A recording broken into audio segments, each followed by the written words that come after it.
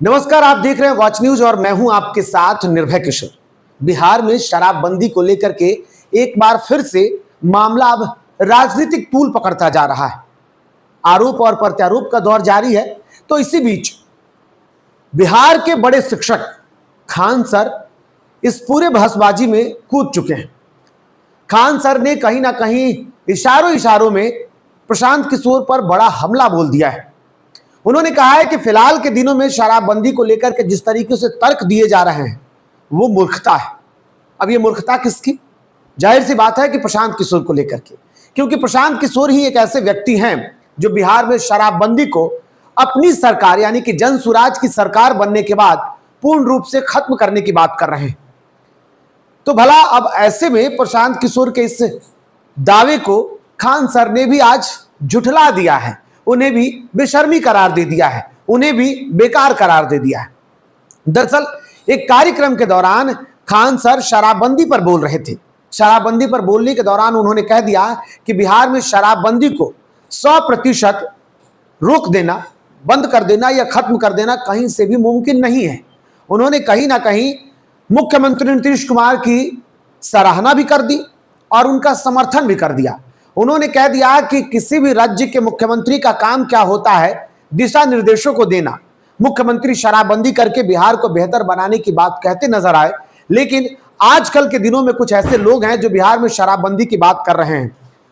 तो अगर ऐसा है तो वो अपने बच्चे को भी शराब पिलाएं। अब शराब पिलाने की बातें होती रही तो जरा तर्क ये भी समझना चाहिए कि क्या सच में बिहार में शराबबंदी है? क्या सच में बिहार में शराबबंदी के नाम पर जो खेल चल रहा है वो किसके सामने नहीं है?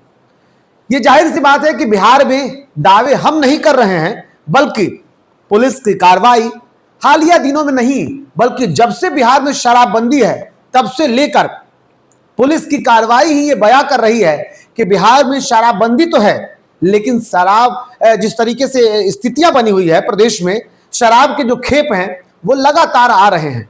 तभी तो ये शराब पकड़े भी जा रहे हैं, कभी ट्रकों से, कभी ट्रेन से भी निकाले जा रहे हैं। बड़े बड़े खेप आ रहे हैं। अलग अलग तरीके से जो शराब के तस्कर हैं वो अपने गाड़ियों में भर के या फिर अन्य तरीकों से, अन्य इजाद करके शराब ला रहे हैं।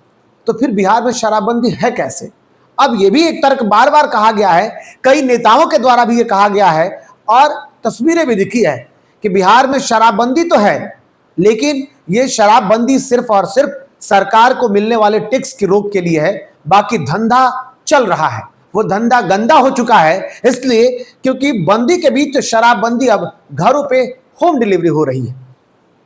अब इस तर्क को एक और तरीके से समझना होगा कि क्या सच में बिहार में अगर शराबबंदी है और 100% इसे रोका नहीं जा सकता तो फिर कैसे?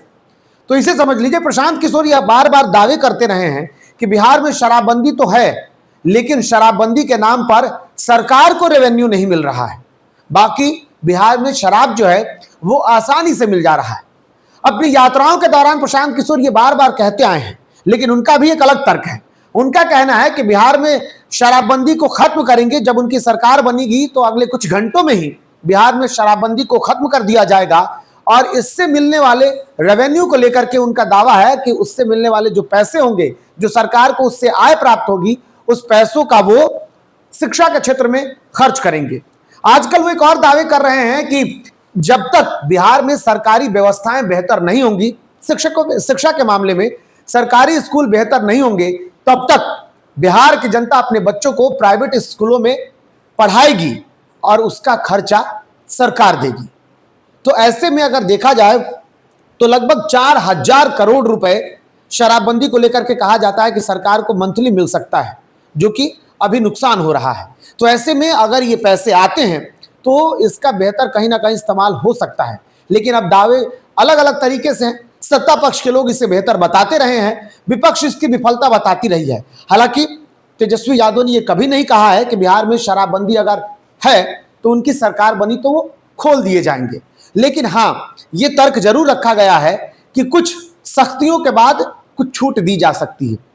लेकिन अब प्रशांत किशोर के दावे कहें या खान सर के उस तर्क को कहें, उनकी समझ को कहें, या जिस तरीके से वो एग्जाम्पल दे रहे हैं कि हम भी बच्चों को पढ़ाते हैं अपने क्लास में, तो बच्चों को हम ये नहीं कह सकते कि आप क्या करें क्या नहीं करें। हम तो दिशा निर्देश दे सकते हैं, लेकिन अब इस तू मेमे के बीच में अब शराबबंदी पर चर्चा हो गई है।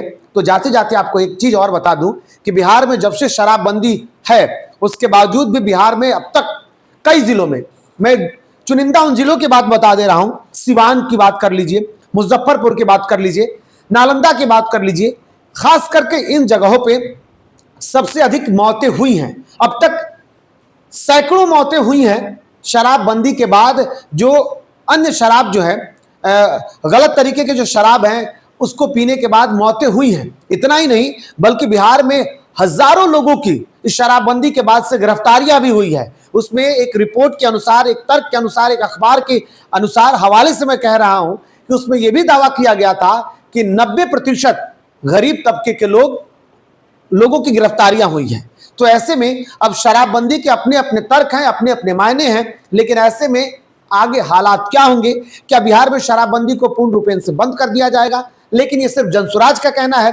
सत्ता पक्ष के लोग या मुख्यमंत्री नीतीश कुमार इसे अपनी बड़ी सफलता बताते हैं, और विपक्ष में कुछ जो विपक्ष में बैठी हुई सरकार, विपक्ष में बैठे हुए जो दल हैं, उनका कहना है कि कुछ सख्तियों के बाद भी बिहार में शराबबंदी रहनी चाहिए। होगा क्या, ये अगली सरकारें, अगला वक्त बताएगा। लेकिन इस रिपोर्ट में इतना है। मुझे दीजिए इजाजत, नमस्कार।